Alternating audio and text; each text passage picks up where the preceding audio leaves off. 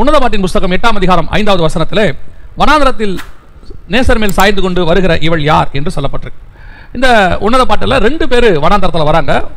3ஆம் அதிகாரத்தில் நீங்கள் வாசித்து பார்த்தீங்கன்னா இயேசு கிறிஸ்து வனாந்தரத்தில் வரார், அதாவது நிழலாட்டமா. அங்கே நேசர் வருகிறார், இந்த இடத்துல மணவாட்டி வருகிறார். முதல்ல நேசர் வனாந்தரத்தில் வந்துட்டாரு, அதற்கு பிறகு நேசர் மேல மணவாட்டி சாய்ந்து கொண்டு அதே வனாந்தரத்தில் வருகிறார். அப்படின்னா என்ன அர்த்தம் அப்படின்னு கேட்டீங்கன்னு சொன்னா, நமக்கு முன்பாகவே இந்த சபைக்கு போக வேண்டிய பாதையில நேசர் கடந்து வந்து நமக்கு தேவையானதை கோணாளவைகளை செவ்வையாக்கி எல்லாம் ரெடி பண்ணி வச்சிருக்கிறார். இப்போ நம்ம அவருடைய மார்பில் சாய்ந்து கொண்டு போகிறோம். இந்த சபையும் அப்படித்தான். நான் எப்பவும் சொல்கிறது ஒரு காரியம் உண்டு, என்னவென்று சொன்னால், கர்த்தர் நமக்கு நியமித்திருக்கிறது வனாந்தரத்தின் பாதை தான். வனாந்தரத்தின் பாதையிலே நமக்கு ஆசீர்வாதத்தை கர்த்தர் நியமிச்சிருக்கிறார். நாம் சொகுசாக அல்லது பயங்கர ஆடம்பரமாக லக்ஸூரியஸாக வாழ்வதற்காக கர்த்தர் இந்த பூமியில் நம்மளை அழைக்கவில்லை. ஸ்பிரிச்சுவலாக, சிம்பிளிசிட்டியாக கர்த்தர் விரும்புகிற வாழ்க்கையை வாழ்றது தான் கர்த்தர் நம்மளை அழைச்சிருக்கிறார். ஒரு சிலர் சொல்றாங்க, இல்ல ஆண்டவர் நம்மளை செழிப்பா ப்ராஸ்பரிட்டியா, அது அவங்களுடைய டாக்டரின்ஸ், நம்ம எங்கேயும் நம்ம நுழைய வேண்டாம். நமக்கு ஆண்டவர் நியமித்திருக்கிற பாதை, நமக்கு தெரிந்து கொண்ட பாதை, நம்மை முன்குறித்த பாதை, அழைத்து கொண்டு போகிற பாதையில நம்ம போகிறோம். இன்னைக்கு என்ன பார்க்க போறோம்னு சொன்னா, வனாந்தரத்தில் சாய்ந்து கொண்டு வருகிற இவள் யார்? இந்த சபையானது வனாந்தரத்தின் பாதையில கடந்து போகும். கடந்து போய் கொண்டிருந்தது, கடந்து வந்தது, இதுவரைக்கும் வந்ததும் அப்படிதான் வந்தது, அது கடந்து போய் கொண்டிருக்கிற பாதையும் அதான். பொதுவாக இந்த வனாந்தரம் என்றால் என்ன அப்படின்னா, நிறைய பேர் இந்த வனாந்தரத்தை எப்படி எடுத்துக்கிறாங்க அப்படின்னு கேட்டா, அது உபத்திரவமா, பிரச்சனையா, போராட்டமா, ஐயோ வனாந்தரம் இல்ல. வனாந்தரம் என்பது தேவன் பழக்குவிக்கிற இடம். வனாந்தரம் என்பது தேவன் உருவாக்குற இடம். வனாந்தரம் என்பது தேவன் அற்புதங்களை செய்கிற இடம். நீங்க பாருங்க, இயேசுவை ஞானஸ்நானம் எடுத்தோம்னா வனாந்தரத்துக்கு கூட்டிட்டு போயிடுவார். யோவான் ஸ்நானகன் வனாந்தரத்தில் இருந்தார், யோவான் வனாந்தரத்துக்கு அழைத்து கொண்டு போகப்பட்டார். இஸ்ரவேலர்கள் வனாந்தரத்தில் நடத்தப்பட்டார்கள், யோசேப்பு வனாந்தரத்துக்கு போனார். வனாந்தரத்துக்கு போகாத பரிசுத்தவான்களும் உயர்த்தப்பட்டவர்களும் பைபிள்ல கிடையாது. எத்தனை பேர் ஆபிரகாம்ல இருந்து ஈசாக்ல இருந்து யாக்கோபுல இருந்து எல்லாம் வனாந்தரத்துக்கு போவாங்க. அந்த வனாந்தரம் என்பது என்னன்னா, தேவ பிள்ளைகளை உருவாக்கி கர்த்தர் சந்திக்கிற இடம். நிறைய இடத்துல வனாந்தரத்தில் தான் கர்த்தர் சந்திப்பார் தேவ ஜனங்கள். அப்போ வனாந்தரம் என்பது யாருக்கு ஆபத்தான இடம் அப்படின்னு கேட்டீங்கன்னு சொன்னா, தேவனை அறியாதவர்களுக்கு. நான் இன்னொரு படி மேல போய் சொல்லுவேன், தேவனை அறியாத இஸ்மவேலை கூட வனாந்தரத்தில் அவர் பாதுகாத்தார் தான் இருக்கு. அவனுக்கு ஜீவ தண்ணீர் அந்த இடத்துல ஒரு தண்ணீரை கொடுத்து அவன் ஜீவனை பாதுகாத்தார் இருக்கு. அதனால வனாந்தரம் என்பது நமக்கு போதிக்கப்பட்டபடி ஐயோ பயங்கரமான இடம் இல்லை. வனாந்தரம் என்பது கஷ்டமான பாதை, அவைகளுக்கு நடுவில் தகப்பன் தன் பிள்ளையை சுமந்து கொண்டு வருவது போல தேவனாய் கர்த்தர் வருவார். அதுதான் வனாந்தரம். ஆனா இந்த இடத்துல வசனம் சொல்லுது, சபை மணவாட்டி தன் நேசர் மேலே வனாந்தரத்திலே சாய்ந்து கொண்டு வருகிறார். அப்போ இந்த வனாந்தரத்தின் பாதையில தான் நேசர் வராரு, தன் மணவாட்டியும் அந்த பாதையில தான் நடத்துறாரு. ஆனால் அவளுக்கு இருக்கிற ஒரு ஆறுதல் என்னவென்று சொன்னால், தன் நேசர் மேல் சாய்ந்து கொள்கிறார். நீங்க பொதுவாக சில நேரத்தில் பாருங்க, நம்ம யாரோடையாவது பேசிக்கிட்டே போனோம், நமக்கு பிடிச்சமானவங்களோட பேசிக்கிட்டே போனோம்னு பாத்தீங்கன்னா, நம்ம கடந்து போன பாதையே தெரியாது. ஐயோ நம்ம இந்த இடத்துல ஒன்று பார்க்கணும்னு நினைச்சா விட்டுட்டேன், பஸ் ஸ்டாண்டை விட்டுட்டு அந்த இடத்துல இறங்கணும், தாண்டி ஏன் பேசின அந்த சுவாரஸ்யத்தில், பேசுறவங்க கூட இருக்கக்கூடிய நெருக்கம், பேசுறவங்க கூட இருக்கிற அந்த விருப்பம், அதன் நிலைவாக நாம் அந்த பாதையினுடைய அந்த கஷ்டத்தை நம்ம உணரவே மாட்டோம். காரணம் என்னன்னா, அவங்க கூட இருக்கிறவங்களை பொறுத்து. அதே மாதிரி தான் நேசர் மேல சாய்ந்து கொண்டு வந்தா வனாந்தரம் வனாந்தரமாவே இருக்காது. இயேசுவோட நடக்கிறவனுக்கு வனாந்தரமே கிடையாது. இயேசு எங்க இருக்கிறாரோ அங்க நம்ம இருந்துட்டோம்னா அது நமக்கு ஆசீர்வாதமான ஸ்தலம். இப்போ இந்த வனாந்தரத்தில் சாய்ந்து வருகிற இந்த ஸ்திரீ அல்லது இந்த மணவாட்டி, இவளை பத்தி தான் நம்ம இன்னைக்கு பார்க்க போறோம். குறிப்பா இந்த சபைக்கு கொடுக்கப்படுகிற வார்த்தை இது. இந்த 12ஆம் அதிகாரம் வெளிப்படுத்தின விசேஷத்துல ஆண்டவர் வனாந்தரத்தில் ஓடுகிறதான ஒரு ஸ்திரீயை குறித்து, சபையை குறித்து சொல்லுகிறார். இதனுடைய உண்மையான அர்த்தம் என்ன, இது ஆவிக்குரிய அர்த்தம் என்ன அப்படிலாம் நிறைய இருக்குது. 12ஆம் அதிகார ஸ்திரியை குறித்து விளக்கம் நிறைய இருக்கு. இப்போ நம்ம அதெல்லாம் பார்க்கல. இப்போ நம்ம பார்க்க போறது இந்த சபைக்கான ஒரு சத்தியம், வனாந்தரத்தில் ஓடுகிறதான ஸ்திரீ. இந்த 12ஆம் அதிகாரத்தை நீங்க பார்த்துக்கிட்டீங்கன்னா, இந்த ஸ்திரீ வனாந்தரத்திலே தான் இருக்கிற கடைசி வரைக்கும். ஆனால் இந்த ஸ்திரீ வனாந்தரத்தின் பாதையில 2 பகுதியாக இருக்கிறாள். 12ஆம் அதிகாரம் 6ஆம் வசனம் வரைக்கும் ஒரு பகுதி, 12ஆம் அதிகாரம் 14ஆம் வசனத்துல ஒரு பகுதி. இந்த 2 6ஆம் வசனமும் 14ஆம் வசனமும் அதுவும் வனாந்தரம் தான், இதுவும் வனாந்தரம் தான். ஆனா இந்த ரெண்டுத்துக்கும் நடுவில் இது வந்து உபத்திரவ காலத்தில் வரக்கூடிய அந்த சபையை குறித்து சொல்லப்பட்டிருக்கிறது. 7 வருஷம் பத்தி சொல்லப்பட்டிருக்கு. இப்போ நம்ம அதை பார்க்கல, திருப்பியும் சொல்றேன். நாம இதுக்கு நடுவில் இந்த சபையினுடைய காலத்தை அல்லது அது கடந்து போன விஷயம் எப்படி இந்த சபைக்கு பொருந்துகிறது என்பதை தான் நாம் பார்க்க போகிறோம். இப்போ முதல் 3.5 ஆண்டு காலம் அந்த சபை வனாந்தரத்தின் பாதைக்கு போகிறது. அந்த 7 வருஷமும் வனாந்தரத்தில் தான் இருக்கு. அந்த முதல் 3 வருஷம் ஒரு பகுதி, 2வது 3 வருஷம் ஒரு பகுதி. இப்போ இந்த சபை இதுவரைக்கும் கடந்து வந்த பாதை எப்படி இருந்தது அப்படின்னு சொல்லி நீங்க பாத்தீங்கன்னு சொன்னா, அந்த 12ஆம் அதிகாரம் வெளிப்படுத்தின விசேஷம் 6வது வசனத்தை வாசிங்க. வெளிப்படுத்தின விசேஷம் 12ஆம் அதிகாரம் 6வது வசனம். ஸ்ரீயானவள் வனாந்தரத்துக்கு ஓடி போனாள். ஸ்ரீயானவள் வனாந்தரத்துக்கு ஓடி போனாள். அங்கே 1220 நாள் அளவும் அவளை போஷிப்பதற்காக தேவனால் ஆயத்த பண்ணப்பட்ட இடம் அவளுக்கு உண்டாயிருந்தது. நல்ல கவனிங்க, இந்த ஸ்ரீயானவள் வனாந்தரத்துக்கு ஓடி போனாள். ஸ்ரீயானவள் வனாந்தரத்துக்கு கொண்டு போகப்பட்டாள். அங்கதான் அவள் இருக்கிறாள். அந்த 1260 நாள் அளவும் அவள் போஷிக்கப்பட்டாள். இந்த வனாந்தரத்துக்கு சபை ஸ்ரீ கொண்டு போகப்படுகிற போது முதலாவதாக இந்த சபை ஓடி போகிறதான ஒரு சபை. ஆனா அதுவே 12ஆம் அதிகாரம் 14வது வசனத்துல பாத்தீங்கன்னா பறந்து போகிற சபை அப்படின்னு பாக்குறோம். முதல்ல ஓடி போகிற சபை, அடுத்து பறந்து போகிற சபை, தன் இடத்திற்கு பறந்து போகும்படி அப்படின்னு. இந்த சபையினுடைய காலத்தை நீங்க பாத்தீங்கன்னா, குறிப்பா இந்த மாரநாதா சபை அல்லது இந்த ஊழியரை குறித்து நான் அறிவேன். அவரோடு கூட பல வருஷமாக எனக்கு பழக்கம் உண்டு. இந்த சபை கடந்து வந்த பாதை இது வரைக்கும் பாத்தீங்கன்னு சொன்னா வனாந்தரத்துல ஓடுகிறதான ஒரு பாதை. பறந்து போறதுக்கும் ஓடி போறதுக்கும் என்ன வித்தியாசம் அப்படின்னு பாத்தீங்கன்னா, அந்த 2வது சபை 12ஆம் அதிகாரம் 14ஆம் வசனத்துல பறந்து போவதற்கு அதுக்கு 2 செட்டைகள் கொடுக்கப்பட்டதுன்னு இருக்கு. ஆனா இந்த முதல் 3 வருஷம் பாத்தீங்கன்னு சொன்னா தன் பலத்துல தான் அது ஓடுச்சு, செட்டைகள் இல்ல, தன் காலில் தான் ஓடுது. இந்த 12 வருஷமா இந்த உபத்திரவத்தின் பாதைக்குள்ள இவங்க ஓடின பாதை இருக்கு. இவங்க ஓடின பாதை மிக மிக கடினமான ஒரு பாதை. இவங்க இந்த சபை மட்டும் இல்ல, கர்த்தரால் அழைக்கப்பட்டு கொண்டு வரப்படுகிற சபை எல்லாமே அப்படித்தான் இருக்கும். அது உபத்திரவத்துக்கு நடுவில் தான் ஓடும். அது தன் பலத்தின் மிகுதினாலே எவ்வளவுக்கு எவ்வளவு முடியுமோ அவ்வளவு ஓட வைப்பார் ஆண்டவர். நீங்க பார்த்திருப்பீங்க, எலியா வந்து எடுத்துக்கொள்ளப்பட்டார், பறந்து போனார், இதெல்லாம் நமக்கு தெரியும். அவர் வந்து சுழற்காற்றில் எடுத்துக்கொள்ளப்பட்டார். அதுக்கு முன்பாக வனாந்தரத்தில் ஓடி போனார். அவருடைய பகுதி 2, முதல் வனாந்தரம் பெயர்சபா வனாந்தரம், 1 ராஜாக்களின் புத்தகம் 19ஆம் அதிகாரத்தில் பெயர்சபா வனாந்தரம். அந்த வனாந்தரத்தில் அவர் ஓடி போனார்னு இருக்கு. அங்க போய் அவர் படுத்திருந்து சூரிய செடிக்கு கீழே இருந்து அப்புறம் இரவும் பகலும் 40 நாள் நடந்து பலனடைந்து அந்த ஆகாரத்தினாலே அவர் பலப்பட்டு அவர் திருப்பி இரவும் பகல் 40 நாள் நடந்து போறார். இது ஒரு காலம். இரண்டாவது தமஸ்கு வனாந்தரம் 13, 14, 15 வசனத்துல தமஸ்கு வனாந்தரம். அந்த வனாந்தரத்தில் பாத்தீங்கன்னா அவர் ஆசீர்வதிக்கிறவரா மாறி அதற்கு பிறகு 2 ராஜாக்கள் 2ஆம் அதிகாரத்தில் அவர் எடுத்துக்கொள்ளப்படுகிறார். நம்ம பார்த்தோம். அப்போ வேதத்தின் படி முதலாவது நீங்கள் வனாந்தரத்தின் பாதையில ஓட வேண்டியது அவசியமாக இருக்கிறது. இந்த வனாந்தரத்தின் பாதை என்றால் கொஞ்சம் கடினமாகத்தான் இருக்கும், ஆனால் அவைகளுக்கு நடுவில் கர்த்தருடைய பலன் இருக்கும் கண்டிப்பாக. இந்த ஸ்திரீயானவள் சபையானது முதலாக ஆரம்பத்திலிருந்து இந்த ஒரு ஊழியத்தை ஸ்தாபிச்சு இந்த 12 ஆண்டு காலம் கொண்டு வரணும் அப்படின்னா இந்த சபை ஓடினதை கொஞ்சம் திரும்பி பார்க்கணும். நிறைய பேருக்கு வந்துட்டு இன்னைக்கு இருக்கிற இந்த சபையோடைய இதுதான் தெரியும். இவங்க இன்னைக்கு இப்ப எப்படி இருக்கிறாங்க, உள்ள இந்த சபைக்குள்ள வந்து பாத்தீங்கன்னு சொன்னா ஒரு பெரிய சபை, எல்லா இன்ஸ்ட்ருமெண்ட்டும் இருக்குது, பாஸ்டர் வெளியே வண்டியில போறாரு வராரு எல்லாம் தெரியும். ஆனால் ஆரம்பித்த பாதை ஒன்று இருக்கிறது. இந்த 12 ஆண்டுகளுக்கு முன்பாக இருக்கக்கூடியதான அந்த ஃபர்ஸ்ட் பார்ட், அவர்கள் கடந்து போன பாதை, வனாந்தரத்தில் ஓடுகிற பாதை, அவளை போஷிக்கத்தக்கதாக ஆண்டவர் அந்த வசனம் சொல்லுது, அவளை போஷிக்கத்தக்கதாக. அப்படின்னா என்ன அர்த்தம்? ஆகாரத்தை கூட தேவனை பார்த்து வாழக்கூடிய ஒரு நிலைமை, ஆகாரத்திற்கு கூட வழி இல்லாத ஒரு நிலைமை. நான் இதை சொல்வதற்கு நான் வெட்கப்படவே இல்லை. இந்த சபைக்கு மட்டும் இல்லை, என் ஊழியத்தை நான் அப்படிதான் சொல்வேன். உண்மையா கர்த்தரால் அழைக்கப்பட்டு ஆரம்பிக்கிற ஒவ்வொருத்தருடைய நிலைமையும் அப்படித்தான் இருக்கும். அவர்கள் அந்த சோதிக்கப்படுகிற காலம், அவர்கள் வனாந்தரத்தை கடக்கிற பாலம், அந்த பாதையில கடந்து வரும்போது ஒரு சில நேரங்களில் இயேசுநாதருக்கு பசி உண்டாயிற்று. அப்ப அவருக்கு சாப்பிடறதுக்கு ஒண்ணும் இல்ல. பிசாசு அவன் சொல்றான், கல்லுகளை அப்பமாக்கி புசி. அந்த நேரத்தில் பிசாசு சொல்றதை சாப்பிட முடியாது. இயேசு சொல்றாரு, தேவனுடைய வார்த்தையினாலே பிழைப்பேன். உண்மை. எத்தனையோ நாட்கள் கர்த்தருடைய வசனத்தினாலே வாழ்ந்த காலங்கள் உண்டு. ஜீவன் போகாமல் கர்த்தருடைய வசனம் தான் காப்பாத்துச்சு, சாப்பாடு காப்பாத்தல. எத்தனையோ ஊழியர்களுடைய சாட்சியை நான் கேட்டிருக்கேன். அவங்களுடைய முதல் பாதியை கேட்டு பாருங்க ஊழியத்தினுடைய. 2வது பாதியை தான் உலகம் பார்க்கும். முதல் பாதியை பார்த்திருக்காது உலகம். ஏன்னா அன்னைக்கு அவங்க யாருன்னே தெரியாது. 2வது பாதியில் அவங்க நல்ல உயர்வாக கர்த்தர் ஆசீர்வதிக்கப்பட்டு அவங்க மேல கொண்டாந்துருப்பார். இன்னைக்கு பார்க்கும்போது உலகம் அவங்களை வேற மாதிரி சொல்லும், ஓ இவங்களுக்கு என்ன அப்படின்னு. முதல் பாதியில் அவர்கள் கடந்து வந்த பாதை இருக்கிறது மிக மிக கடினமான பாதை. அந்த பாதையில் அவங்க பலத்தில் ஓட வேண்டும். அதுல ஒரு குடும்பம் இருக்கும், 2 பிள்ளைகள் இருக்கும், அவங்கள போஷிக்க வேண்டி இருக்கும். இவைகளுக்கு நடுவில் கர்த்தர், நீ இப்பயும் சொல்றேன், கர்த்தர் பலன் இல்லாம இது நடக்காது. ஆனாலும் கூட அந்த பாதையில கடந்து வர்றது கர்த்தர் எதிர்பார்க்கிறார். இயேசுநாதரை வனாந்தரத்தில் கொண்டு போய் வச்சுட்டு ஆண்டவர் கேட்கிறாரு, பிசாசு கேட்கலாம் அந்த இடத்துல வந்து, கல்லுகளை அப்பமாக்கி புசியும். இயேசுவால் அதை செய்ய முடியும், ஆனா பிசாசு சொன்னா செய்யக்கூடாது. பசியும் இருக்கு, அதை மாத்திர வல்லமையும் இருக்கு, ஆனா பிசாசு சொன்னா செய்யக்கூடாது. ஊழியத்தின் ஆரம்பத்தில் வரும்போது எத்தனையோ சூழ்நிலைகளில் பணம் தேவைப்படும், தேவை அவ்வளவு அதிகமாக இருக்கும். அந்த நேரத்தில் கர்த்தருக்கு விரோதமாய் நடக்கக்கூடிய வழிகள் எத்தனையோ இருக்கும், அதில் போன காசும் கிடைக்கும். ஆனாலும் ஆண்டவர் சொல்வாரு, அதில் நீ போகக்கூடாது. பணம் கிடைக்கிற வழியை வேணான்னு விடுறது இருக்குது பாருங்க, தேவை உள்ள போது. அதுதான் இயேசு செய்தது. அந்த பாதையை தான் கடந்து வந்தது.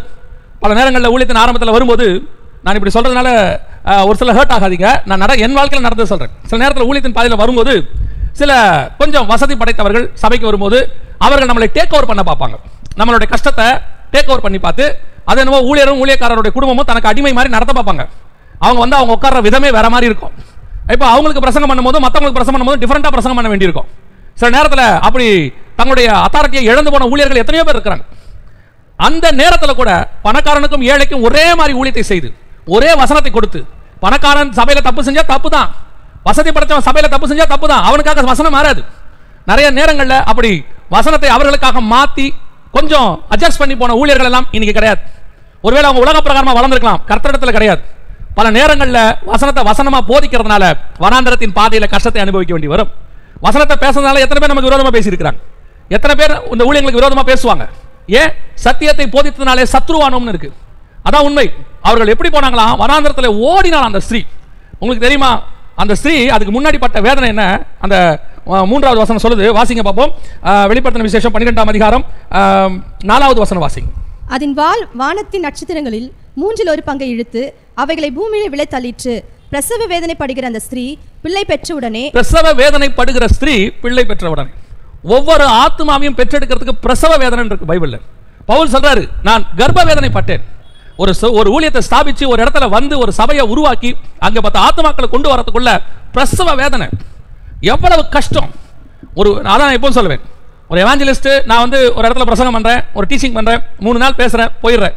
நிறைய ஊழியக்காரர்கள் என்ன அதில் கூட கிரிட்டிசைஸ் பண்ணுவாங்க, இவருக்கு என்ன வந்து பிரசங்கம் பண்ணிட்டு போயிட்டாரு, சபை நடத்தினா கஷ்டம். உண்மைதான், சபை நடத்துறது கஷ்டம், யாரும் இல்லைன்னு சொல்ல. அதே மாதிரி இந்த ஊழியம் பண்றதும் கஷ்டம். ஒவ்வொரு ஊழியமும் ஒவ்வொரு பிரச்சனை இருக்குது, ஒவ்வொரு ஊழியத்திலும் ஒரு ஏற்றம் இருக்குது, தாழ்வு இருக்குது, எல்லாமே இருக்குது. அதனால எந்த ஊழியமும் மேலானது, எந்த ஊழியமும் கீழானது அப்படி கிடையாது. எல்லா ஊழியமும் கனப்படுத்தப்பட வேண்டிய ஊழியம் தான்.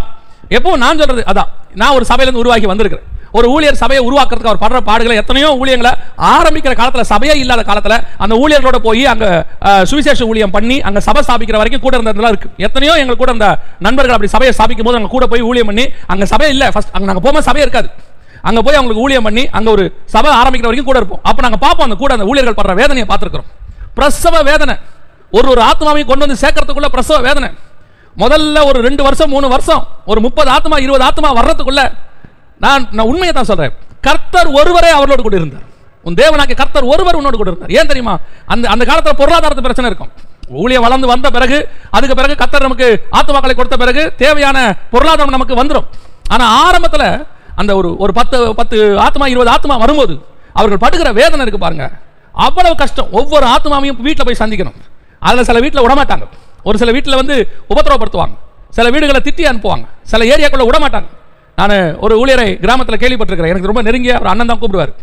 அவருடைய ஊழியத்தில் சொல்லுவார், அண்ணன் அந்த கிராமத்துக்குள்ள விடவே மாட்டேங்கிறாங்க, உள்ள போனால் அடிக்க வராங்க. யோசித்து பாருங்க, இது கேட்கறதுக்கு வேணா கொஞ்சம் ஈஸியா இருக்கும். அந்த இடத்துல இருந்து பாருங்க, உங்க மனைவியை கூட்டிட்டு நீங்க போறீங்க ஊழியத்திற்கு, ஒரு தெருக்குள்ள நுழையும் போது 10 பேர் சேர்ந்து உங்களை அடிக்க வரான், உங்க மனசு எப்படி இருக்கும்? இன்னைக்கு ஏதோ வண்டியில போகும்போது ரோட்ல போகும்போது ஒருத்தன் இறங்கி நம்ம குறுக்கில் வந்துட்டான்னு முறைச்ச உடனே நமக்கு கோவம் வருது. மனைவி எதிரில் ஏதாவது பேசிட்டாங்கன்னா, குடும்ப எதிரில் பேசினா நமக்கு கொஞ்சம் கோவம் வந்துடுது. தன் மனைவி பிள்ளைகளை அடிக்க வராங்க ஒரு இடத்துல இருக்கும்போது அந்த ஊழியக்காரனுடைய மனநிலை எப்படி இருக்கு? அதுதான் பிரசவ வேதனை. பிரசவ வேதனை பட்டுத்தான் ஒவ்வொரு சபையும் ஸ்தாபிக்கப்பட்டிருக்கிறது. நான் சொல்லுவேன், இந்த சபையினுடைய முதல் பகுதி இருக்கு பாத்தீங்களா, ஒவ்வொரு சபையும் தான் அப்படித்தான். ஒரு பெரிய ஊழியர் இப்படியே பிரசங்கம் பண்ணினார், சபை ஸ்தாபிக்கப்படுறதுல ஒன்றும் அவ்வளோ ஒன்றும் கஷ்டம் கிடையாது, வேதனை கிடையாது, உபத்திரம் கிடையாது, கர்த்தரை கரெக்டாக நீங்கள் போச்சிங்கன்னா ரொம்ப ஈஸியாக மேலே வந்துடலாம். அவர் வந்து 2வது தலைமுறை ஊழியர். முதல் தலைமுறை ஊழியர் யாருன்னா அவங்க அப்பா. அப்போ அவங்க அப்பா கூட ஊழியம் பண்ண அந்த முதல் தலைமுறை ஊழியர் என்ன பண்ணாராம், அவங்க அப்பாவுக்கு ஃபோன் பண்ணி கேட்டாராம், என்னப்பா அவன் பையன் டிவியில் இப்படிலாம் பேசுறானே, சபை ஸ்தாபிக்கிறது ரொம்ப ஈஸிங்கிறான், வேதனை இல்லை, பிரச்சனை இல்லை, கஷ்டம் இல்லைங்கிறான், உண்மைதானாப்பா அப்படின்னு கேட்ட உடனே அந்த ஒரு மூத்த போதகர், ஏறக்குறைய 90 வயசு உள்ள அந்த போதகர் சொன்னாராம், அவன் சொன்னது உண்மைதாயா, எந்த கஷ்டமும் கண்ணீரும் அவனுக்கு கிடையாது, எல்லாமே எனக்கு தான். ஏன்னா சபை ஸ்தாபிக்கப்பட்ட போது கஷ்டப்பட்டது நான் தானே, ஒவ்வொரு ஆத்மாவை சேர்த்தது நான் தானே, அதை கொண்டு வந்து போயிடக்கூடாதுன்னு பிரசவ வேதனைப்பட்டது நான் தானே. 2 ஆத்மா வரும், அதுல 1 போயிடும், 1 வரும். ஒரு ஊழியக்காரர் 10 வருஷமா ஊழியம் பண்ணியிருக்கிறாரு, அந்த இடத்துல 2 ஆத்மா தான் வந்துச்சான். 11வது வருஷத்துல தான் 3வது ஆத்மா வந்துச்சான். தன் குடும்பம் அந்த 2 ஆத்மாக்கு 10 வருஷம் ஊழியம் பண்ணியிருக்கிறார். அந்த மாதிரி பிரசவ வேதனைப்பட்ட ஊழியர்கள் எத்தனை பேர்? நான் சொல்லுவேன், ஒவ்வொரு ஊழியத்தையும், அதுவும் குறிப்பா சபை ஊழியத்தை ஸ்தாபிக்கிறதுக்கு முன்னாடி அவர்கள் படுகிற வேதனை, அதை உருவாக்குவதற்கு அவர்கள் படுகிற வேதனை அவ்வளவு கடினம். இந்த சபையும் எனக்கு தெரியும், இவர்கள் வந்து ஆரம்பத்தில் இருந்து அவங்க அந்த தெருவில் நின்று டிராக்ஸ் கொடுத்து, அதுக்கு பிறகு அந்த சின்ன குடிசைக்குள்ள கொண்டு வந்து, அந்த குடிசைக்கு பிறகு இந்த ஸ்தலத்துக்கு வந்து அவர்கள் பட்ட காரியங்கள், அவர்கள் பட்ட பாடுகள், கண்ணீர்கள் எல்லாவற்றையும் கர்த்தர் அறிந்திருக்கிறார். ஒவ்வொரு ஆத்மாவை கொண்டு வந்து சேர்க்கறதுக்கு அவ்வளோ பிரசவ வேதனை. ஒரு ஆத்மா வருமா வராதா, இன்னைக்கு வரான்னு சொல்லி வராம போயிடுவாங்க, எதிர்பார்த்து உட்காந்துருப்போம், இன்னைக்கு புதுசாக ஒருத்தர் வந்துருவாங்க அப்படின்னு வரமாட்டாங்க. திடீர்னு பார்த்தீங்கன்னா நம்ம எதிர்பார்க்காத நேரத்தில் அவங்க உள்ள வருவாங்க. அதான் வசனம் சொல்லுது, ஸ்திரீயானவள் பிரசவ வேதனைப்படுகிற. அதை விட கொடுமை என்ன தெரியுமா? அதுக்கு அடுத்த வார்த்தை தான் அதை விட கொடுமை. அந்த வசனத்தை வாசிங்க, 12ஆம் அதிகாரம் 4வது வசனத்தை வாசிங்க பார்ப்போம். 3 ஒரு பங்கை இழுத்து அவைகளை பூமியிலே விழ தள்ளிற்று. பிரசவ வேதனைப்படுகிற அந்த ஸ்திரீ பிள்ளை பெற்றவுடனே அவளுடைய பிள்ளையை பட்சித்து போடும்படிக்கு அந்த வலு சர்ப்பம் அவளுக்கு முன்பாக நின்றது. கஷ்டப்பட்டு 10 ஆத்மாவை சேர்த்து வச்சிருப்போம், கஷ்டப்பட்டு 5 ஆத்மாவை சேர்த்து வச்சிருப்போம். திடீர்னு யாராவது பட்சித்து போட்டு போயிடுவாங்க, திடீர்னு யாராவது கூட்டிட்டு போயிடுவாங்க. ஒரு 10 ஆத்மாவா 20 ஆத்மாவா சபையை சேர்ப்போம், திடீர்னு 4 பேர் கூட்டிட்டு போயிடுவாங்க, 4 ஆத்மா போயிடும். அந்த சபையில் அப்படி பண்றாங்க, அங்க போறோம், அந்த சபையில் சாப்பாடு போடுறாங்க, அந்த சபையில் ஃப்ரீயா பைபிள் கொடுக்குறாங்க, அங்க போக வர காசு கொடுக்குறாங்க, அங்க பஸ் வச்சு கூட்டிட்டு போறாங்க, அங்க வேன் வச்சு கூட்டிட்டு போறாங்க, அவங்க பெரிய சபை, போனாலே சபை கிராண்டா இருக்கு. ஆமா, ஒவ்வொரு சபையும் ஆரம்பிக்கும் போது குடிசையில தான் ஆரம்பிக்கப்பட்டது. இன்னைக்கு பெரிய பெரிய சபையா இருக்கிறது எல்லாமே ஒரு காலத்துல குடிசையா தான் இருந்துச்சு. அந்த குடிசையில இருந்து தான் இவ்வளவு பெரிய சபைகளா உருவாகி இருக்கு. ஆனா இன்னைக்கு அந்த மேல கட்டடத்துல உட்காந்துக்கிட்டு குடிசையில இருக்கிற சபையை பார்க்கும்போது கேவலமா தெரியுது. அவன் வச்சிருக்கிற 10 ஆத்மாவை பட்சித்து போடுறீங்க, திருடிட்டு போறீங்க. அதான் உண்மை, திருடிட்டு போறீங்க. அவன் ஒரு 20 ஆத்மா வச்சிருக்கான், 30 ஆத்மா வச்சிருக்கான், திருடிட்டு போறீங்க. எவ்வளவு வேதனையா இருக்கும் யோசிச்சு பாருங்க. அவன் நடந்து போய் அங்கங்க ஒரு தெருவா போய் வீடு வீடா சந்திச்சு டிராக்ஸ் கொடுத்து 2 ஆத்மா வரும். அது ரொம்ப நோகாம ஒரு இடத்துக்கு ரெப்ரசன்டேட்டிவ் மாதிரி ஆட்களை வச்சு அங்கங்க இருந்து வேனை வச்சு கூட்டிட்டு போறீங்க. கொஞ்சம் யோசிச்சு பாருங்க, உன் வீட்டு பிள்ளை எவனா தூக்கி போட உங்களுக்கு எவ்வளவு கஷ்டமா இருக்கும். நான் ஒரு ஆத்மா இன்னொரு சபைக்கு போறதை நான் எப்பவுமே குற்றமா சொல்றது கிடையாது. சூழ்நிலைகள் நம்ம போகிறோம், வேற ஒரு சபைக்கு போகிறோம், அங்கே ரொம்ப தூரமாக இருக்குது, நம்ம அந்த இடத்துக்கே போகிறோம், அதெல்லாம் தப்பே கிடையாது. பர்பஸாக சின்ன சின்ன சபைகளில் இருக்கக்கூடிய 10 ஆத்துமாக்களை திருடிட்டு போகிற கூட்டம் இன்னைக்கு நிறைய இருக்கு. என்ன வேதனை இருக்கும் பாருங்க அவங்களுக்கு. அவங்களே அந்த 10 ஆத்மா வச்சு ஓட்டிக்கிட்டு இருப்பான். அந்த 10 ஆத்மாவுக்கு உபதேசம் பண்ணி அதில் வர்றதான் அவனுக்கு எல்லாமே நடந்துகிட்டு இருக்கும். ஆனால் இவங்க வச்சுக்கிட்டு வேனை வச்சு கூட்டிகிட்டு போகிறது, ரெப்ரசன்டேட்டிவ்ஸை வச்சுட்டு விசுவாசி வீட்டுக்கு எதுக்கே போகிறீங்க? விசுவாசி வீட்டுக்கு நீங்கள் ஏன் போகிறீங்க? இன்னொரு சபை விசுவாசி வீட்டுக்கு எதுக்கு போகிறீங்க? அங்கே போய் சொல்கிறது, எங்கள் சபைக்கு வந்து பாருங்க, எங்கள் சபையில் ஆராதனை நல்லா இருக்கும். உங்கள் சபையில் வேற இயேசுநாதராக இருக்கிறார்? எல்லா சபையிலும் ஒரே இயேசுநாதர் தானே இருக்கிறாரு. எந்த சபையில் இருந்தால் என்ன? ஒவ்வொரு சபையா ஒரு 20 ஆத்மா 30 ஆத்மா இருக்கிறதுல அப்படியே தூக்கிட்டு போகிறது. இன்னொரு சபை ஆத்மா கிட்ட போய் பேசுறது, எங்கள் சபைக்கு ஒரு ட்ரிப் வந்து பாருங்க. என்ன எக்ஸிபிஷன் நடத்துறீங்க? ஒரு ட்ரிப் வந்து பார்க்கறதுக்கு. இன்னைக்கு நிறைய சபைகள் சொல்லுவேன், ஒருத்தனுடைய ஆத்மாவை நீ திருடினா ஆத்மா ஒருத்தன் திருடி கண்டிப்பா போவான். இது நடக்கும். ஒரு சபை அப்படிதான் செஞ்சுக்கிட்டே இருந்துச்சு. சின்ன சின்ன சபையில் உள்ளவங்க எல்லாரையும் திருடிட்டு போனாங்க. திடீர்னு ஒருத்தன் இவனோட பெரிய கொள்ளக்காரன் ஒருத்தன் வந்தான். அவன் வந்து என்ன பண்ண தெரியுமா? பல நூதனமான ஆஃபர்லாம் அனௌன்ஸ் பண்ணாங்க. ஆஃபர்லாம் அனௌன்ஸ் பண்ண உடனே இவங்க நான் 20 இடத்துல திருடி வச்ச ஆத்மா வந்து ஒரு ஆள் திருடி போயிட்டான். அதான் உண்மை நடந்தது. நீ யார்கிட்டயா திருடினா உங்ககிட்ட இருந்து கர்த்தர் திருட வைப்பாரு. இதுல ஒரு வெளிப்படைத்தன்மை, உண்மைத்தன்மை வேண்டாமா? ஒரு சபையில இருந்து இன்னொரு சபைக்கு ஒரு ஆத்மா அதுவா வருது வேற. அங்க எனக்கு செய்தி கிடைக்கல, அந்த இடத்துல எனக்கு வந்துட்டு என் ஆத்மாவுக்கு தேவையானது கிடைக்கல, பாஸ்டர் நான் உங்க சபைக்கு வரேன்னு வந்து கேட்டா நீங்க ஏத்துக்கொள்றது இல்ல, எந்த தப்புமே கிடையாது. பர்பஸா நான் சொல்றது, ஒரு ஆத்மா வந்துட்டு எங்க சபையில வந்துட்டு பாஸ்டர் 6 மாசம் விட்டுட்டு வெளிநாட்டுக்கு போயிடுறாரு, எங்களுக்கு வந்து வசனமே கிடைக்கல, யாரோ வந்து பேசுறாங்க, எங்க ஆத்மாவுக்கு வந்து திருப்தியாவே இருக்க மாட்டேங்குது அப்படின்னு உங்க சபைக்கு வந்து எங்களுக்கு வசனம் வேணும்னு வருதுன்னா எந்த மாற்று கருத்தும் இல்லை. எங்க பாஸ்டர் எங்களை விசாரிக்கவே மாட்டேங்கிறாரு, 10 வருஷம் ஆச்சு, நாங்க இருக்கோமா இல்லையான்னு கூட தெரியல, நாங்க போய் பார்க்க போனாலும் பார்க்க முடியல அப்படின்னு ஒரு நிலைமை இருக்குதுன்னா நீங்க போறீங்கன்னா அது வேற விஷயம்.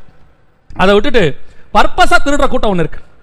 அவனே பிள்ளை பெற்று வச்சிருக்கான், பிரசவ வேதனைப்பட்டு 5, 10, 20, 30 வச்சிருக்கான். அப்படியே அள்ளிக்கிட்டு போறது.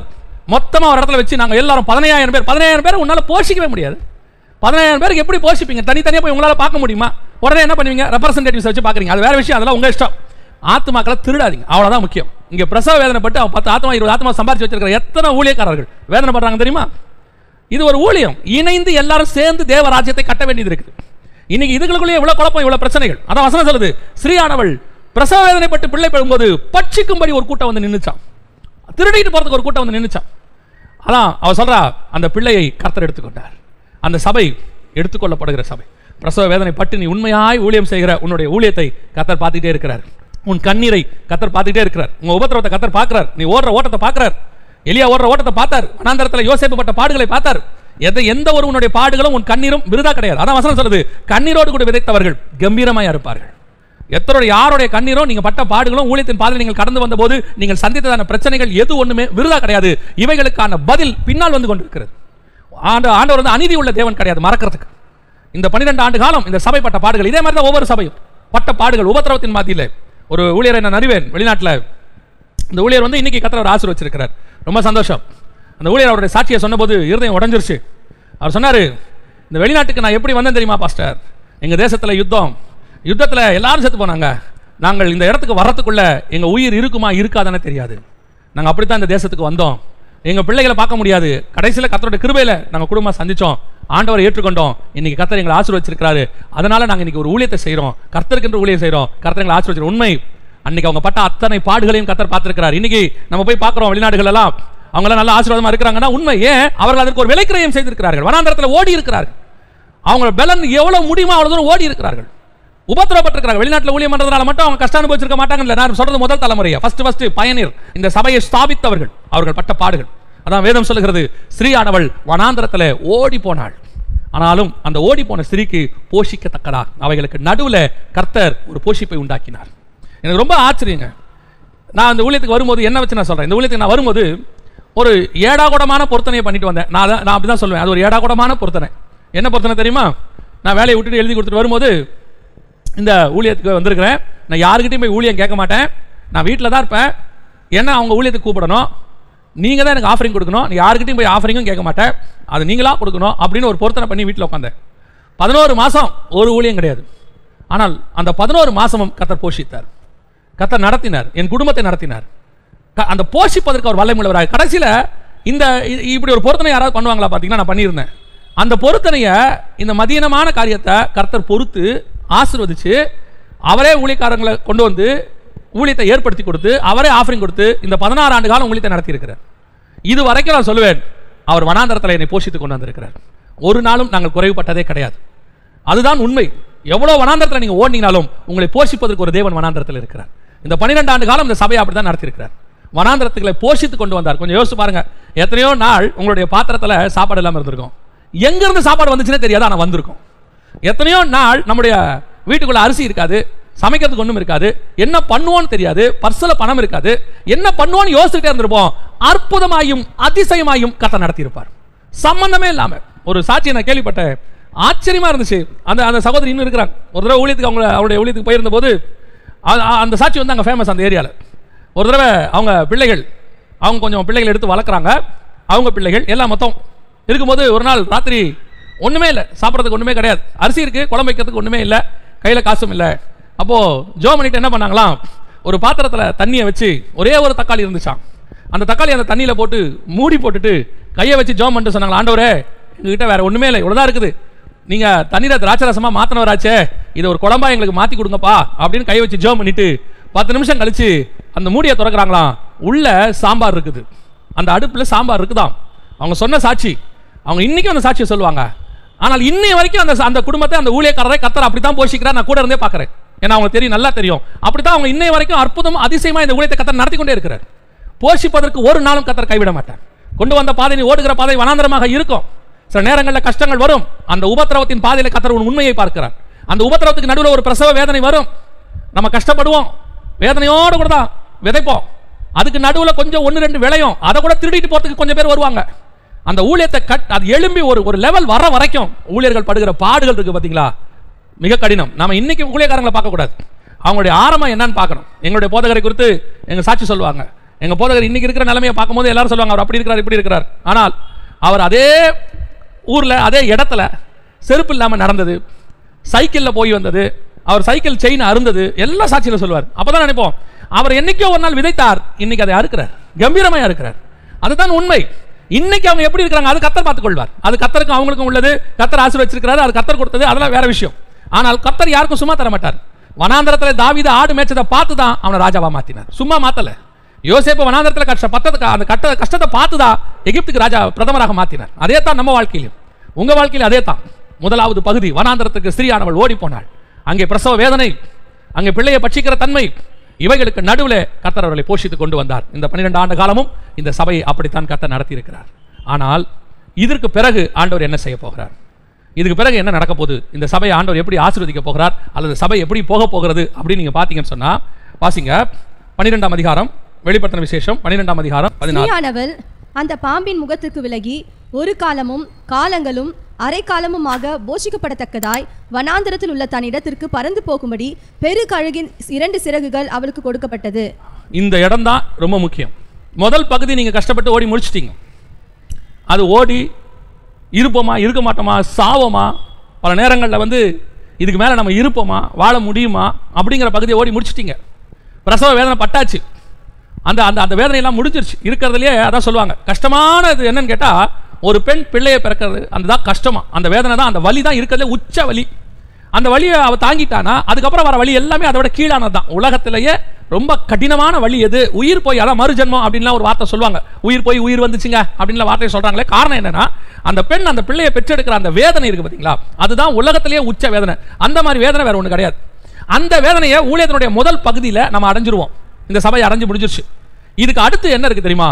ஸ்ரீயானவள் தனக்கு நியமிக்கப்பட்ட இடத்திற்கு, அந்த வசனம் அழகா சொல்லுது, வனாந்தரத்தில் உள்ள தன் இடத்திற்கு போகும்படி. அப்ப கர்த்தர் என்ன பண்ண போறாரு? இடம் உண்டாக்குவார். முதல்ல ஈசாக்கு அவன் நீங்க பாத்தீங்கன்னு சொன்னா முதல் துறவு தோன்றாரு, அந்த துறவை தூத்து போட்டாங்க. 2வது துறவு தோன்றாரு, வாக்குவாதம் பண்ணினார்கள். அதான் முதல்ல போடும்போது நம்மள ஊழியமே தொடங்க மாட்டாங்க. ஊழியம் செய்யக்கூடாது, நீங்க இருக்கக்கூடாது, இந்த இடத்துல பண்ணக்கூடாது, இந்த இடத்துல நீ எப்படி வரலாம், அது சொந்த ஜனங்களும் செய்வாங்க, எதிராளியும் செய்வாங்க. அந்த ஏரியாவில் இருக்கிறவனும் சபை வைக்க கூடாதுமா, பக்கத்தில் யாராவது சபை வச்சிருக்கிறோம்னு சொல்லுவாங்க, நாங்க இங்க வச்சிருக்கோம், நீங்க இங்க வச்சிருக்கீங்க, நீங்க நம்மளே கொஞ்சம் தள்ளி தான் வச்சிருப்போம். அவங்க சொல்லுவாங்க, நீங்க நாங்க தான் இந்த ஏரியா, நம்ம என்ன ஜமீன்தாரா? ஒரு ஏரியாவுக்கு எத்தனை பேர் கோயில் வச்சிருக்காங்க, ஒரு ஏரியாவுக்கு எத்தனை வழிபாட்டு தலங்கள் இருக்கு, 2 சபை இருந்தா தான் என்ன, அவ்வளவுதான் ஆத்மா இருக்குது. அந்த ஏரியாக்குள்ள எத்தனை ஆத்மா இருக்குது? லட்சக்கணக்கில் 1000 கணக்கில் ஆத்மா இருக்கு. ஒரு சபை போதுமா? ஒரு ஏரியாவில் பாருங்க எத்தனை ஸ்கூல் வச்சிருக்காங்க, ஒரு ஏரியாவில் எத்தனை மளிகை கடை வச்சிருக்காங்க, அத்தனை மளிகை கடையில் வேலை நடக்குது இல்ல, அத்தனை மளிகை கடையில் லாபம் வருது இல்ல, ஒரு மளிகை கடை தான் இருக்கணும்ன்ற சட்டமா இருக்கா? யார் நினைப்பா தெரியுமா? பெரிய பெரிய கார்பரேட்காரன் தான் அப்படி நினைப்பான், நம்ம ஒருத்தர் தான் இந்த ஏரியாவில் இருக்கணும், வேற யாரும் இருக்கக்கூடாது, இந்த சின்ன சின்ன கடையெல்லாம் ஒழிச்சிடணும் அப்படின்னு கார்பரேட் மைண்ட். இன்னைக்கு அந்த கார்பரேட் மைண்டு சபைக்குள்ளேயும் வருது. என் சபை மட்டும்தான் என் ஏரியாவில் இருக்கணும். நீங்க ஒரு சபை அந்த ஏரியாவில் 10 வருஷமா இருக்கிறீங்க, ரட்சிக்கப்படாம 10,000 பேர் இருக்காங்க, அவங்களை ரட்சிப்பு நடத்த முடியல. அப்ப அவங்கள ஒரு 10 பேர் ரட்சிக்கிறதுக்கு ஒரு சின்ன சபை வரட்டுமே. வந்தா என்ன, சகோதரர்கள் தானே, ஒரு ராஜ்யத்துக்கு தானே வேலை செய்யறோம். ஏன் இன்னைக்கு அந்த பாகுபாடு? நீங்க எப்படி இங்க சபை நடத்தலாம்? உங்க ஆத்மாவை கூட்டிட்டு போனா தப்பு, ரொம்ப தப்பு. அதை நீங்க சொல்லலாம், என் ஆத்மா கூட்டிட்டு போக கூடாது. அதை விட்டுட்டு ரட்சிக்கப்படாத எத்தனையோ ஆத்மா இருக்கு, அதான் ஆதாயம் பண்ணிட்டு போறான். உடனே இங்க நீ பண்ண சபை வைக்க கூடாது, தூத்து போறது. இந்த இடத்துல நீ எப்படி ஊழியம் பண்ணுவ? இந்த ஏரியா என்னது எழுதி கொடுத்துருக்காங்களா பட்டா? யாருக்கும் எந்த ஏரியாவும் கிடையாது. இந்த உலகம் முழுக்க சபையாய் மாறணும். இந்த உலகத்தில் இருக்கிற அத்தனை ஆத்மாவை ரட்சிக்கப்பட்டு முடிகிற வரைக்கும் சபை இருந்துகிட்டே இருக்கணும், பெருகிக்கிட்டே இருக்கணும். அதுதான் உண்மையும் கூட. நீ என்ன நடக்குது? என் ஏரியாவில் நீ வராத, உன் ஏரியாவில் நான் வர மாட்டேன். இதில் வர ஒரு 4 தொழிலதிபர்கள் பேசி தீர்த்துப்பாங்க. அந்த நீ சவுத்தை நீ பார்த்துக்க, நாத்தை நீ பார்த்துக்க, வெஸ்ட்டை நான் பார்த்துக்கன்ற மாதிரி 4 பேர் பேசிக்கிட்டு இந்த ஏரியாக்குள்ள யாரும் வர விடாம நம்ம பார்த்துக்கணும். ராஜ்யம் தனக்கு தானே பிரிந்திருந்தால் கட்டப்படாது. ராஜ்யம் எப்போ கட்டப்படும் தெரியுமா? ஒருமித்து ஒரு ரூலியக்கார் வராரா, போய் அந்த நடத்துங்க பாஸ்டர், நாங்கள் உங்களுக்கு ஹெல்ப் பண்ணுறோம், நீங்கள் ரட்சிக்கப்படாத ஆத்மாக்கள் நடத்துங்க அப்படி நீங்கள் சொல்லி பாருங்க. உங்கள் சபையில் ஒரு ஆத்மா அங்கே போனால் அவர் சொல்வார், நீங்கள் அந்த பாஸ்டர் கிட்ட போங்க, அவர் நல்ல பாஸ்டர், எனக்கு தெரியும், அந்த சபையில் நீங்கள் வரக்கூடாது, புது புது ஆத்மாவை ரட்சிக்கூட நடத்தணும். இடம் உண்டா? என்னாச்சு? தூத்து போட்டாங்க. 2வது வாக்குவாதம். 2வது துறவு தோண்டும் என்ன பண்ணாங்க? வாக்குவாதம் பண்ணாங்க, சண்டை வந்துருச்சு. அதான் சொல்லுவேன், ஊழியர் கூடுகைன்னு ஒன்று நடத்தும். இந்த ஊழியர் கூடுகையில் எவ்வளவு வாக்குவாதங்கள். நான் சொல்றது பாஸ்டர்ஸ் மீட்டிங் இல்ல, ஊழியர் கூடுகை.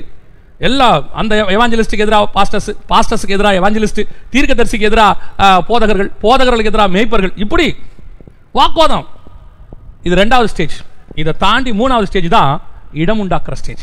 அதனால தான் ஈசாக்கு சொன்னான், கர்த்தர் இப்போது நமக்கு இடம் உண்டாக்கினார். ஒரு காலத்தில் உபத்திரவப்பட்டது உண்மை, கஷ்டப்பட்டது உண்மை, வேதனைப்பட்டது உண்மை, பிரசவ வேதனைப்பட்டது உண்மை, நீங்கள் பிள்ளை பேர் பெற்று அந்த பிள்ளையை பட்சிக்கும்படி பிசாசு ஆட்களை அனுப்பினது உண்மை, எல்லாம் உண்மை. ஆனா கர்த்தர் இப்ப சொல்றாரு, அதே வனாந்தரத்தில் உனக்கு இடம் உண்டாக்குவேன், அதே வனாந்தரத்தில் உன்னை நான் பெருக பண்ணுவேன். எத்தனை ஊழியர்கள் கஷ்டப்பட்ட இடத்திலேயே இன்னைக்கு உயர்த்தப்பட்டிருக்கிறாங்க தெரியுமா? நாங்கள் எத்தனையோ ஊழியர்களை பார்த்துருக்கிறோம், அவங்களோட போய் ஊழியம் பண்ணியிருக்கிறோம். அவங்க போய் அந்த இடத்துல பயணீர் பண்ணும்போது ஒரு இடம் இருக்காது, வீடு கொடுக்க மாட்டாங்க. ஒரு காலத்தில் கிறிஸ்தவர்களுக்கு வீடு கிடையாதும்பாங்க, அதுவும் சபைக்கு இடமே கிடைக்காது. ஏதாவது ஒரு ஓப்பன் டெரஸ் அந்த இடத்துல போய் நாங்களே கட்டிக்கிறோம், நாங்களே கொட்டா போட்டுக்கிறோம், இப்படியெல்லாம் கேட்டு தான் ஒரு காலத்தில் ஊழியம் பண்ணாங்க. கொடுக்க மாட்டாங்க. சில இடங்களில் போயிட்டு ஸ்கூலில் கேட்பாங்க, ஒரு கிளாஸ் ரூம் கொடுங்க, கொடுக்க மாட்டாங்க. எவ்வளோ கஷ்டம், எவ்வளோ வேதனை, உபத்திரவம், கண்ணீர். ஆனால் ஆண்டவர் சொல்ற வார்த்தை, உன்னோட 2வது பகுதி கர்த்தர் இடம் உண்டாக்குவார். அதே வனாந்தரம் தான், ஆனால் இடம் உனக்கு உண்டு. கர்த்தர் நீ பலுகி பெருகும்படி ஒரு இடத்தை உண்டு. அந்த வசனம் அழகா சொல்லுது, ஸ்ரீயானவள் வனாந்தரத்தில் உள்ள தன் இடத்துக்கு பறந்து போகும்படி அவளுக்கு ஒரு இடத்தை கர்த்தர் ஆயத்தம் பண்ணினார். அந்த இடம் வெகு சீக்கிரத்தில் கர்த்தர் கொடுப்பார். இது கர்த்தர் கொடுக்கிற வாக்கு தத்தம். நீங்க ரொம்ப நாளா யோசிச்சுட்டு இருக்கிறீங்களே. சமீபத்தில் ஒரு ஊழியர் இடத்துல விதமாக கேட்டார், நான் வந்துட்டு எல்லாமே இந்த உலகம் ஒரு வாடகை வீடு அப்படின்னு நினைக்கிறாள், அதனால எல்லாமே எனக்கு வாடகை தான், அப்போ இன்னும் வாடகையில் தான் இருக்கிறோம். அப்போ அவர் என்ன கேட்டார், ஏன்னா சொந்தமாக வாங்குறது தப்பானே அப்படின்னார். நான் எனக்குள்ள பதில் நான் சொன்னேன், சொந்தமாக வாங்குறது தப்பா சரியாங்கிறது வேற. அதே நேரத்தில் இந்த வாடகையில் இருக்கும்போது ஒரு விசுவாசம் இருக்கும். மாதம் இந்த எதிர்பார்த்து நிற்கிற கையேந்தி ஆண்டவர்கிட்ட கையேந்தி நிற்கிற ஒரு சுபாவம் இருக்கும். அது நல்லா இருக்கும். அந்த எக்ஸ்பீரியன்ஸு வாரம் மாதம் ஆண்டவரே போஷிப்பார், அது ரொம்ப நல்லா இருக்கும். அதனால அந்த வாடகை வீடு நல்லதுன்னு சொன்னேன். அதே நேரத்தில் அடுத்த பதில் அவருக்கு சொல்றதுக்குள்ள வேற டாபிக் உள்ள போயிட்டோம். அதுக்கப்புறம் அன்னிலிருந்து யோசிச்சுட்டே இருந்தேன், அதுக்கு ஒரு பதில் வந்து இன்னொன்று இருக்கு, அந்த 2வது பகுதி இருக்கு, அது சொல்ல மறந்துட்டோமே, அது ஒரு வாய்ப்பு. இதில் நான் சொல்றேன், சில நேரங்களில் கர்த்தர் இடம் உண்டாக்குவார். நம்ம இடம் உண்டாக்குறது இல்லை, கர்த்தர் இடம் உண்டாக்குவார். உலகமே அழிய போது நோவா பார்த்து சொன்னார், ஒரு போட்டு கட்டு, ஒரு பேழை கட்டு. இப்போ நோவா கிட்ட என்ன சொல்றாரு, உன்னையும் உன் சந்ததியும் காக்கும்படி ஒரு போட் கட்டு. இப்போ நோவா வந்து நீதியை பிரசங்கிக்கிறார். என்ன பிரசங்கிக்கிறார்? உலகம் அழிய போகிறது, உலகம் வந்து இதோட முடிய போகிறது. அப்போ நோவா கிட்ட என்ன கேட்டிருப்பாங்க, ஏன்பா உலகம் அழிய போகுது, பரலோகத்துக்கு போக போகிறோம், கர்த்தர் வர போறாரு, நியாயம் தீர்க்க போறாரு, எல்லாம் சேர்த்தானே, நீ மட்டும் என்ன போட்டு கட்டுற? உனக்கு என்ன வேலை போட்டு கட்டிட்டு? ஏன் இந்த நேரத்தில் போட்டு கட்டுற? இப்படி இந்த கேள்வி வருமா இல்லையா? அந்த கேள்வி வரும். இந்த வனாந்தரத்தின் பாதையில் ஆண்டவர் சொல்றாரு, யார்? இஸ்ரவேல் ஜனங்களை, இவர்களுக்கு வனாந்தரத்தில் இருக்கிறாங்க, இவங்களை கொண்டு போய் காணாம பாலும் தேன் ஒரு தேசத்தில் சேர்க்கணும், அங்கே போற வரைக்கும் மண்ணா கொடுப்பேன், இவங்களுக்கு இந்த வனாந்தரத்தில் ஒண்ணுமே கிடையாது அப்படின்னு சொல்ற. அதுக்கு நடுவில் ஆசரிப்பு கூடாரத்தை கட்ட சொல்றாரு. இவ்வளோ செலவு பண்ணி எதுக்கு ஆசரிப்பு கூடாரம்? இது நம்ம தான் தூக்கிட்டு சுத்துறோம், இதுக்கு நடுவில் ஒரு கூடாரம் வேணுமா? பேசாம நம்ம போய் சொந்த ஊர்ல போய் அங்கே கட்டிக்கலாமே, கானான்ல போயிட்டு இவ்வளவு செலவு பண்ணி இந்த வனாந்தரத்தில் இவ்வளவு செலவு பண்ணுமா? சிலர் கேட்பாங்க. அதான் நான் சொல்லுவேன், கர்த்தர் உன்னை கட்ட சொன்னால் நீங்கள் கட்டணும். அந்த இடம் வனாந்தரமா இருக்கும், அந்த வனாந்தரத்தில் கர்த்தர் இடம் உண்டாக்குவார். அதான் வசனம் சொல்லுது, வனாந்தரத்தில் உள்ள தன் இடத்திற்கு போகும்படி. அந்த வனாந்தரத்தில் உள்ள இடம் இது ஆசரிப்பு கூடாரம். இஸ்ரவேலர்களுக்கு வனாந்தரத்தில் உள்ள இடம் ஆசாரிப்பு கூடாரம், நோவாவுக்கு வனாந்தரத்தில் உள்ள இடம் அந்த பேழை.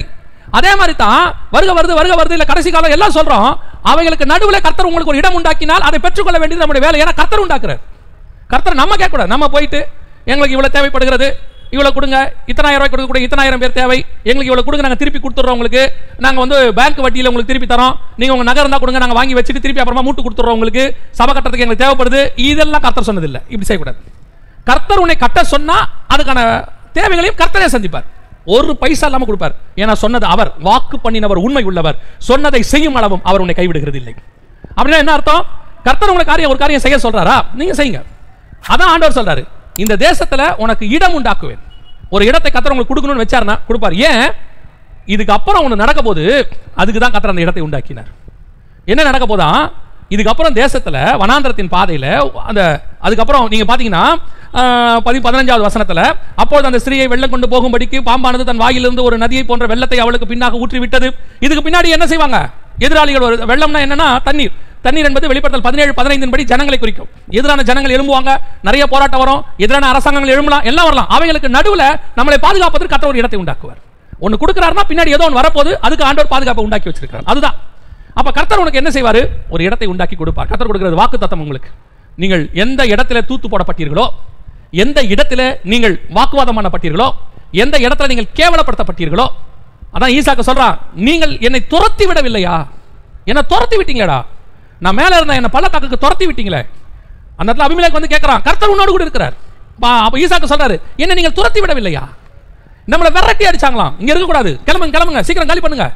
எத்தனை ஊழியக்காரங்களை சபையை காலி பண்ண சொல்லியிருக்காங்க தெரியுமா? எத்தனை ஊழியக்காரங்களை இமிடியேட்டா நீங்க போங்க, நாளைக்கே காலி பண்ணணும்.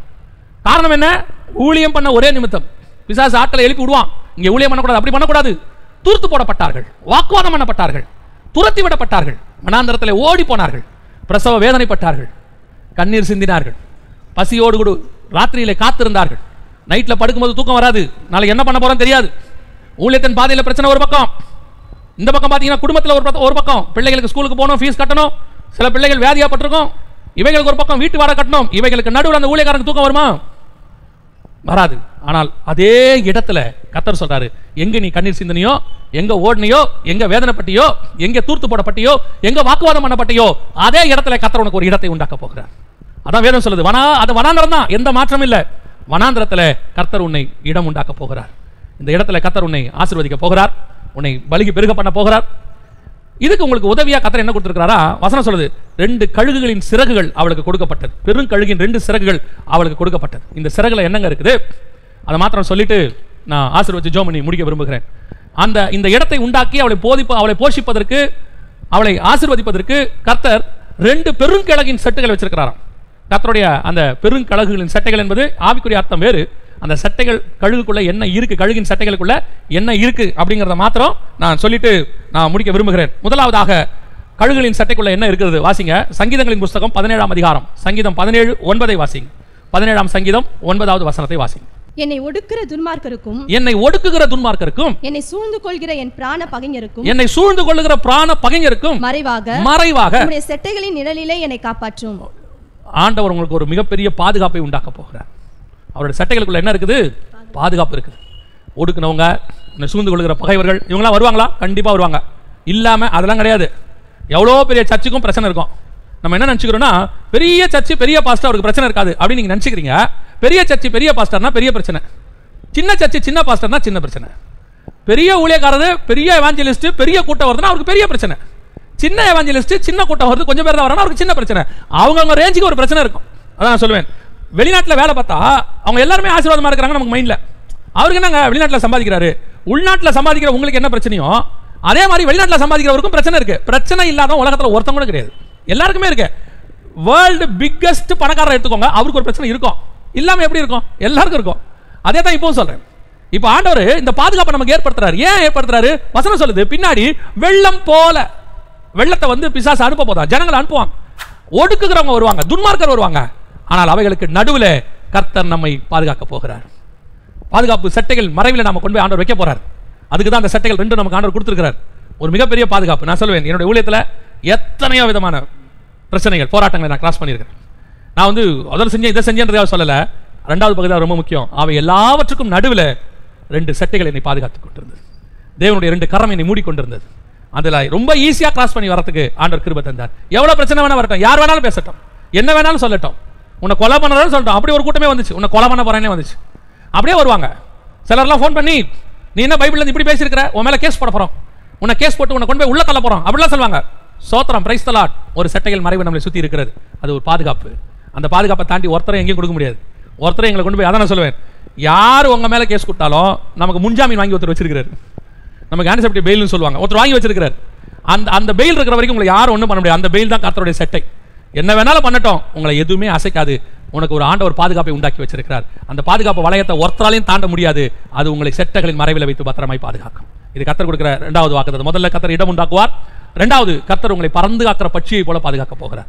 செட்டைகளின் மறைவிலே பாதுகாப்பு. 3வது வாசிங்க, மல்கியாவின் புஸ்தகம் 4ஆம் அதிகாரம் 2வது வசனம் வாசி. மல்கியாவின் புஸ்தகம் 4ஆம் அதிகாரம் 2வது வசனம்.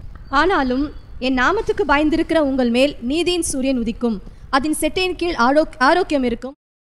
3வது ஆண்டவர் கொடுக்க போறது என்ன? ஆரோக்கியம். நான் ரொம்ப ஆச்சரியப்பட்ட இந்த சபைக்கு ஆண்டவர் இந்த வசனத்தை காலையில் கொடுத்துட்டு, இதுதான் இவங்ககிட்ட பேசணும் அப்படின்னு சொல்லி உறுதியாக சொன்ன பிறகு இந்த மெசேஜை ப்ரிப்பேர் பண்ணி எழுதும் போது கர்த்தர் சொன்னதான மிக முக்கியமான, உணர்த்தினதான சில மிக முக்கியமான விஷயத்தில் ஒன்று என்னன்னா, கர்த்தர் ஆரோக்கியத்தை கொடுக்க போறார். இனி இந்த பூமியில ஆரோக்கியம்னு ஒன்று இருக்காது. இந்த பூமியில வியாதி, பலகீனம் இன்னும் அதிகமாயிட்டே போகும். ஏசு சொன்னதான், வசனம் சொன்னதான், கொள்ளை நோய். இந்த கொள்ளை நோயினுடைய உச்சம் உலகத்தை சந்திக்குது. இப்போ சந்திச்சிட்டு இருக்குல்ல, இதெல்லாம் இல்லை, இதை விட மேலானது வரப்போகுது. நான் சொல்லல, பில் கேட்ஸ் சொல்றாரு, வேர்ல்ட் ஹெல்த் ஆர்கனைசேஷனும் சொல்லுது, எல்லாரும் சொல்றாங்க, இப்போ சைனால அடுத்து ஆரம்பிக்குதுன்னு சொல்றாங்க. What ever it is. ஆனா கர்த்தர் நம்ம கொடுக்குற வாக்குத்தத்தம் என்ன தெரியுமா?